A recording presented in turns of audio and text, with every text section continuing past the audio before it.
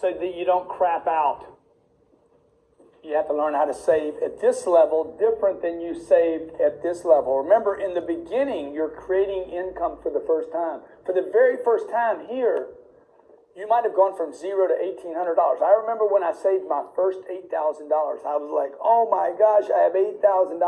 Gene, the salesperson that worked with me, he also saved $8,000. Gene went and blew his $8,000 and had to start over again from zero. I didn't. What did I do with mine? I invested it in myself, only myself. Remember the 3 feet? Early on, there is no money to invest. By the time you create multiple flows of income and then start working on increasing those flows of income, sooner or later, you're going to look up with time. At some point, you're going to look up. If you have 3 or 4 or 5 or 6 flows of income coming in, and you could, by the way, even while you're going to college, if you get creative. At no other time in the history of the planet has it been easier for you, regardless of your age or location or how much money you have, to create multiple flows of income by using the internet. All right? So let's say we got some money saved right now. Let's say I got $80,000 saved, or $180,000, or $250,000, whatever the number is. Is that different than where you were here? Are you going to be tempted now? Okay, let me just explain to you and define the word save. I look up all my words, okay? Save, to keep safe, to rescue, okay? See, the reason you create wealth is not so you can tell people I'm worth $1 billion or $100 million or $10 million. I'm a millionaire. No millionaire walks around, I'm a millionaire, look at me. Oh, I got the big M. First of all, it's nothing to even brag about. You're like still worried every second of every day about money.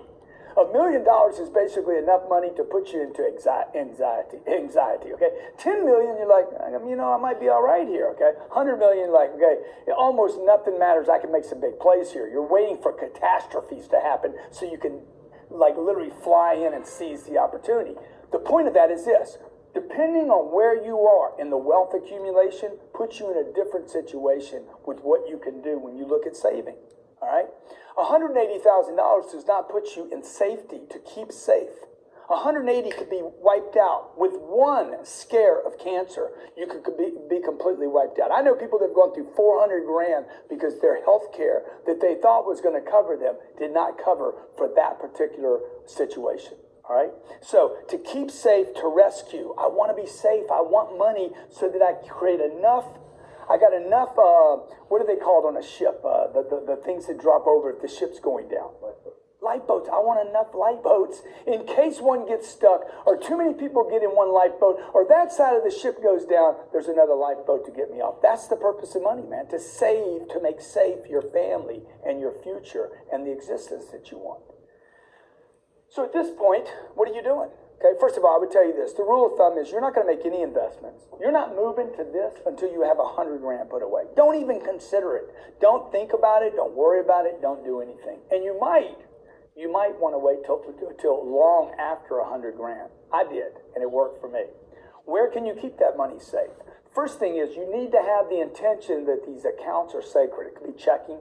It could be a money market. Money market basically is an account that you can't trade more than 5 times in a month. You can't write a check out of it more than 4 or 5 times in a month. And it might pay you a little more than a checking account. Maybe it's in a savings account, okay, where you have no limited restriction how many times you can write checks. But the reality is I don't want to write checks out of this account. So I like the money market with even a limitation of 1 or 2 checks per month.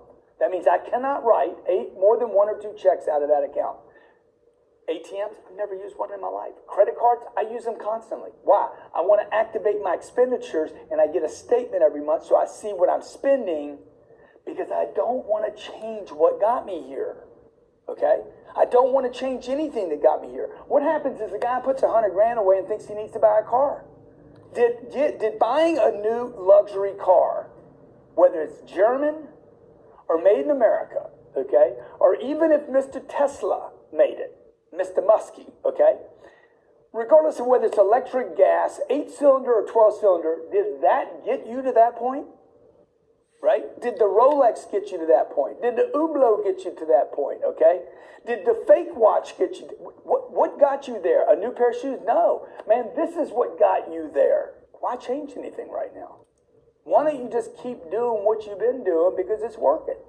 Why does everybody feel like once they get a little bit of money in the bank, oh my God, I got to celebrate? Dude, you're still broke.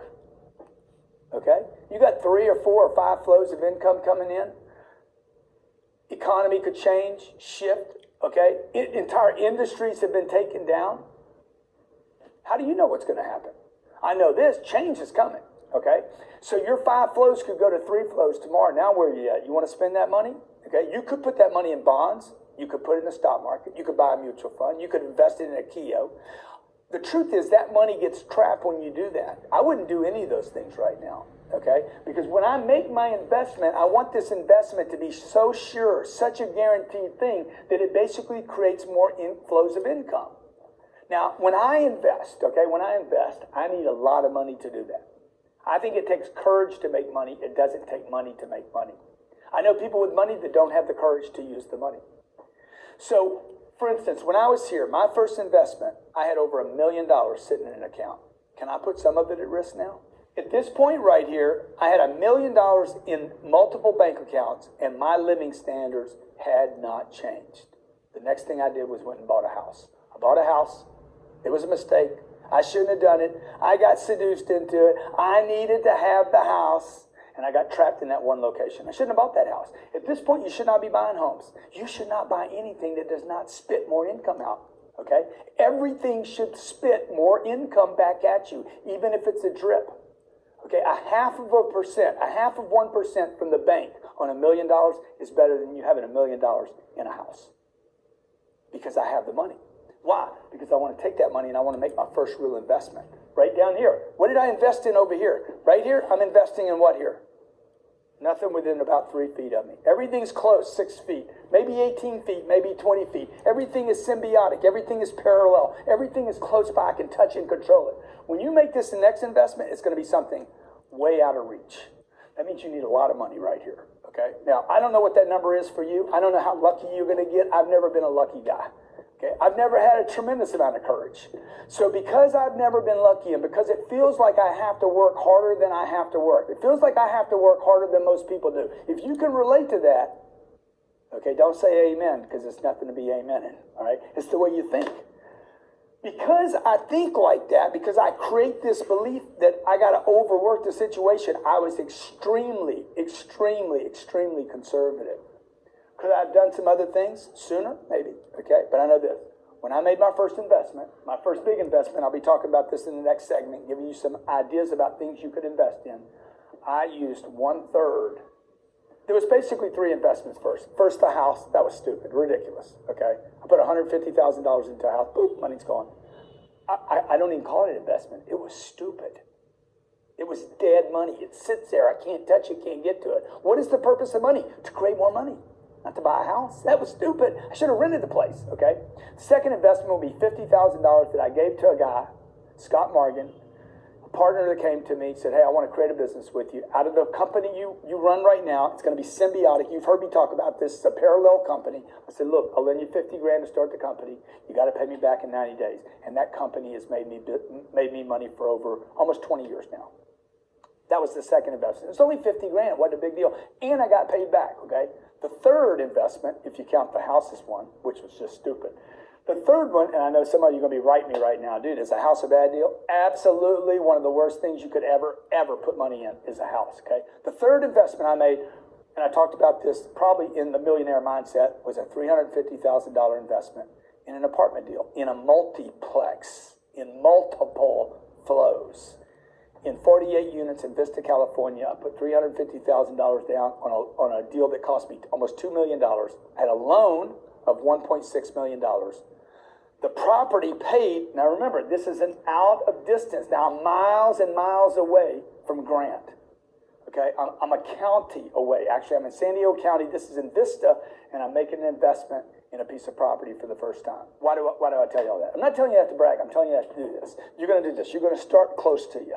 If you can't control your own environment, okay, if you can't control your own environment, if you can't control a little bit of money, put it in a bank and make sure it stays there, and then start controlling the income coming into you, okay? If you can't control that, how are you going to control a county away, a state away, a country away? So you got to take this in increments so that one day you can get this in surges, okay? Save, okay? Here's your target, 100 grand. No less than 100 grand.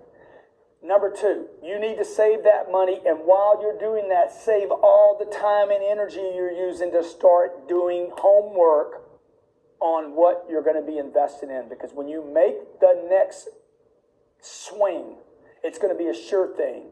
It's not like you're going up there with your eyes closed. Oh, I hope I hit it out of the park, okay? No. When we make that next move, that money is going to be for sure, a for sure deal, a guaranteed deal. And in the next segment, I'll be giving you some ideas about what you can do so that you save this money. Don't spend it on watches and cars and garbage. And the reason people do that is because they don't know what they're going to invest in, okay? Why? I got to buy something, man. I got all this money. You know why you do that? Because you don't know what you're going to do with the money. All your time, all your energy, all your resources, all your time off should be in homework right now. Prepping, getting ready, learning, studying. Let's go invest the money.